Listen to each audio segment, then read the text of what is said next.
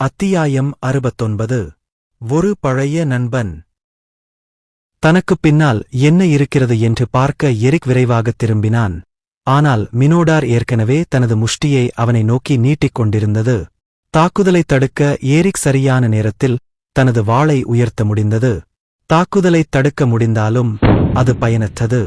எரிக்கை நாங்கள் இனி பார்க்க முடியாத அளவுக்கு பறக்க அனுப்பப்பட்டிருந்தார். எரிக் காற்றில் பறந்து கொண்டிருந்தபோது அவர் தனது ஒளி படிகத்தை தரையில் எங்களை நோக்கி வீசினான். நிலைமை மோசமாக இருந்தது. எரிக் வெளிச்சத்தின் எல்லைக்கு வெளியே தூக்கி எறியப்பட்டதால் இருளில் தொலைந்து போனார். அவருக்கு எவ்வளவு காயம் ஏற்பட்டது என்பதை எங்களால் சொல்ல முடியவில்லை. அதிர்ஷ்டவசமாக எரிக் விளக்கை அறையின் நடுவில் எறிந்தார். இதனால் குறைந்தபட்சம் மிருகத்தை பார்க்க முடிந்தது. இப்போது ஒருக்கிங் அடுக்கு எங்களுக்கு மிகவும் கடினமாக இருந்தது. நாங்கள் 4 பேரும் ஒன்றாக இருந்தாலும் மிருகத்தை தோற்கடிப்பதற்கான வாய்ப்பு மிகக் குறைவு. வெளிச்ச நிலைமைகள் எங்களுக்கு எதிராக இருந்தன. என் டிராகன் கண்களின் திறன் பயனற்றது. மினோடார் திடீரென்று எங்களை நோக்கிப் பார்த்தது. அது வேகமாக வருவதை நினைக்க எங்களுக்கு நேரம் கொடுக்காமல் மோகனும் நானும் எங்கள் நிழல் அடி எடுக்கும் திறமையை பயன்படுத்தி மினோடார்களிடமிருந்து தப்பித்து ஒளிந்து கொண்டோம். நாங்கள் திரும்பி பார்த்தபோது ஜாஸ்மின் ஒரு அடி கூட நகரவில்லை என்பதைக் கவனித்தோம். அவள் வியர்வையில் மூழ்கியிருந்தாள், பயத்தில் முடங்கிப் போயிருந்தாள். அங்கிருந்து நகரு! மோகன் கத்தினான். ஜாஸ்மின் அதிலிருந்து வேகமாக வெளியே வந்தபோது மினோடார் அவளை பிடிக்க முயற்சிப்பதைக் கண்டாள். ஆனால் அது மிகவும் தாமதமாகிவிட்டது. மினோடார் அவளைக் கையில் இறுக்கமாக பிடித்துக்கொண்டு அழுத்தத் தொடங்கியது. அவளுடைய எலும்புகள் கிரீச்சிடும் சத்தம் அறை முழுவதும் கேட்டது. அவளுடைய அலறல் சத்தம் கிட்டத்தட்ட காதைக் கெடுக்கும் அளவுக்கு இருந்தது. பின்னர் ஒரு சிறிய உருவம் மினோடாரின் கையை நோக்கி குதிப்பதைக் கண்டேன். அது 2 கத்திகளால் அதன் கையின் பின்புறத்தில் குத்தியது. அது மோகன். எங்கள் அனைவரிலும் மிகவும் பயந்த நபர் ஜாஸ்மினை காப்பாற்ற ஏற்கனவே உள்ளே நுழைந்ததை என்னால் நம்ப முடியவில்லை. மினிடூரில் இருந்த ஜாஸ்மின் மீதான தனது பிடியை விடுவித்து அவள் தரையில் விழ அனுமதித்தது. கோபமடைந்த மினோடார் இப்போது மோகன் மீது கவனம் செலுத்தியது. மினோடார் மோகன் மீது தாக்குதல் செய்ய முயற்சித்தது. ஆனால் மோகன் அந்த உயிரினத்தை விட மிக வேகமாகவும் சுறுசுறுப்பாகவும் இருந்தார். ஒவ்வொரு தாக்குதலையும் தவிர்த்து வந்தான். ஜாஸ்மின் இன்னும் தரையில்தான் இருந்தது. அசைய முடியாத அளவுக்கு காயம் அடைந்தது போல் இருந்தது. மினோடார் மோகனை பார்த்து மேலும் மேலும் விரக்தியடைந்தது போல் தோன்றியது. திடீரென்று அது மோகனை நோக்கி வருவதை நிறுத்தியது. இப்போது அதன் 2 கொம்புகளுக்கு இடையில் சிறிய மின்சாரப் போல்கள் ஒன்று கூடுவது போல் தோன்றியது. அதன் கொம்புகளுக்கு இடையே மின்சாரம் பெரிதாக அவர்கள் இருக்கும் அறை அதிரத் தொடங்கியது. அப்போதுதான் எரிக் தூக்கி எறியப்பட்ட திசையிலிருந்து தோன்றினார். அவரது இடது கை இயற்கைக்கு மாறான முறையில் முறுக்கியது. அது நிச்சயமாக உடைந்திருந்தது. அவர், ஜாக்கிரதை! இது ஒரு அடிப்படை தாக்குதல், அங்கிருந்து வெளியேறு மோகன்! என்று கத்தினார்.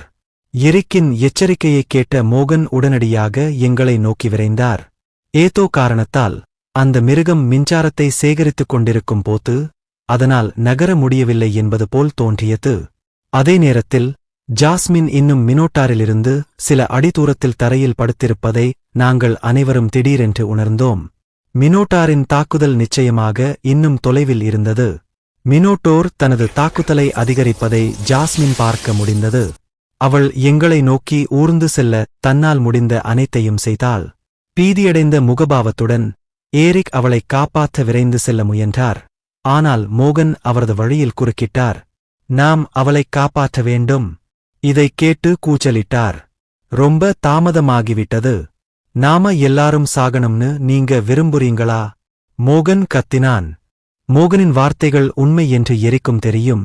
ஆனால்தான் எவ்வளவு பலவீனமாக உணர்ந்தேன் என்பதற்காக தன்னைத்தானே சபித்துக் கொள்ளாமல் இருக்க முடியவில்லை. அந்த மிருகத்தின் கொம்புகளுக்கு இடையில் மின்சாரம் சுரந்து நின்று அதன் முழு உடலிலிருந்தும் தீப்பொறிகள் பாய்ந்து கொண்டிருந்தன. அவள் அவசரமாக ஊர்ந்து செல்வதைக் கண்ட மிருகம் அவளை நோக்கி நகரத் தொடங்கியது. அது தனது 2 கைகளையும் தூக்கி தரையில் மோதியது. இடி போன்ற விரிசலுடன் தூசி மற்றும் பாறைகள் எங்கும் சிதறிக் கிடந்தன. மின்னல் தரையில் மோதியது போல் இருந்தது. தூசி இறுதியாக அடங்கியபோது சுமார் 4 மீட்டர் அகலமுள்ள ஒரு பள்ளத்தில் மினோட்டார் நிற்பதை எங்களால் பார்க்க முடிந்தது. ஜாஸ்மின் எங்கே? எரிக் கத்தினார். அவளுடைய உடல் தூசியாக நசுக்கப்பட்டிருக்க வேண்டும் என்று மோகன் தனது கண்ணீரை அடக்க போராடி கூறினார். ஜாஸ்மின் நலமாக இருக்கிறாள், நான் சொன்னேன். பின்னர் மோகனும் எரிக்கும் என்னை நோக்கித் திரும்பி, என் பக்கத்தில் ஒரு பெரிய கருப்பு ரோமா ஓநாய் இருப்பதைக் கண்டார்கள். அந்த ஓநாய் ஒரு வயது வந்த புலியின் அளவைப் போலவே இருந்தது. அதன் நெற்றியில் ஒரு பெரிய கொம்பு இருந்தது. பின்னர் அவர்கள் இருவரும் வேறு ஒன்றைக் கவனித்தனர். ஓநாய் தற்போது அதன் முதுகில் ஜாஸ்மினை வைத்திருந்தது. இப்படி ஏன் இந்த மிருகம் நமக்கு உதவுகிறது? மோகன் யோசித்தார். மினோடார் அதன் மின்சார சக்திகளைச் சேகரித்துக் கொண்டிருந்தபோது நான் நொயரை என் பக்கம் அடைத்தேன். இப்போது எந்த ரகசியங்களையும் வைத்திருக்க வேண்டிய நேரம் இல்லை. நாம் இங்கிருந்து உயிருடன் வெளியேற வாய்ப்பு இருந்தால் என் முழு பலத்தையும் பயன்படுத்த வேண்டியிருந்தது. விளக்க நேரமில்லை. அது நம் பக்கம் இருக்கிறது என்பதை நீங்கள் தெரிந்து கொள்ள வேண்டும். ஓநாய், ஜாஸ்மினை பாதுகாப்பான இடத்திற்கு அழைத்துச் செல்லுங்கள். ஓநாய் விரைவாக பாதுகாப்பான தூரத்திற்கு ஓடி ஜாஸ்மினை மெதுவாக கீழே படுக்க வைத்து பின்னர் விரைவாக எங்கள் பக்கம் திரும்பினார். மினோட்டார் தற்போதும் அதன் உடல் முழுவதும் மின்சாரம் துடித்துக் கொண்டிருந்தது. அதாவது அது இன்னும் ஆபத்தானது. நான் அதை பிடிக்கப் போகிறேன். இப்போதைக்கு நீ ஒளிந்து கொள்ள வேண்டும். சரியான நேரம் வரும்போது உன்னால் முடிந்த எல்லா சக்தியையும் பயன்படுத்தி அதை பறித்துவிடு என்று ரே கட்டளையிட்டான். அது தரையில் என்ன செய்தது பார்த்தாயா? உன்னால் அந்த தாக்குதலை தடுக்க முடியாது. என்னை நம்பு. பின்னர் அவர்கள் இருவரும் நிழலில் மறைந்தனர். அதே நேரத்தில் ஓநாய் எங்கோ ஒளிந்து கொள்ள ஓடிவிட்டார். தற்போது மினோட்டாரின் கவனம் முழுவதும் நான் விரும்பியபடியே என் மீது இருந்தது. நான் என் உடலுக்குள் கியைச் சேகரிக்க ஆரம்பித்தேன். அது நான் இதுவரை சேகரித்ததிலேயே அதிகமாக இருந்தது.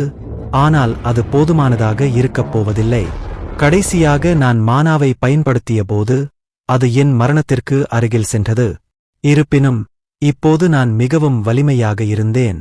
மானாவை சேர்த்தவுடன் கி அளவு அதிகரித்தது. பின்னர் என் கைகளில் முடிந்தவரை பல செல்களைச் செயல்படுத்தி அவற்றை முடிந்தவரை கடினமாக்கினேன். பின்னர் அந்த மினோட்டோர் என்னை நேருக்கு நேர் தாக்கத் தொடங்கியது. அதன் வேகம் நம்ப முடியாததாக இருந்தது. மின்னல் பண்புகளும் அதற்கு ஒரு உந்துதலை அளித்தது போல் தோன்றியது. பின்னர் அந்த மினோடார் என்னிடமிருந்து ஒரு அடி தூரத்தில் இருந்தபோது ஒரு நொடியில் என் அருகில் வந்து நின்றது. அந்த மின்னல் கொம்புகள் என் முகத்தை துளைக்கத் தொடங்கியபோது நான் அதன் 2 கொம்புகளையும் முடிந்தவரை இறுக்கமாகப் பிடித்தேன். மினோடார்ஸின் அபரிமிதமான வலிமையையும் உந்துதலையும் எதிர்கொள்ள முடியாமல் நான் தொடர்ந்து பின்னுக்குத் தள்ளப்பட்டேன். மின்னல் தாக்குதல்கள் என் உடலில் தொடர்ந்து பாய்ந்து கடுமையான வலி அலைகளை அனுப்பிக் கொண்டிருந்தன. ஆனால் நான் என்ன செய்தாலும் அதை விட்டுவிட முடியாது என்பது எனக்குத் தெரியும். மினோட்டோர் முன்னோக்கிச் சென்றது. அது என்னை முட்டி தூக்கி வீசியது. நான் பல சுவர்களை உடைத்து இறுதியில் சுவரில் என் உடல் மோதி விழுந்தேன். பின்னர் மினோட்டோர் அசைவத்தை நிறுத்தியிருந்தது. இப்போது எல்லோரும் தாக்குங்கள்.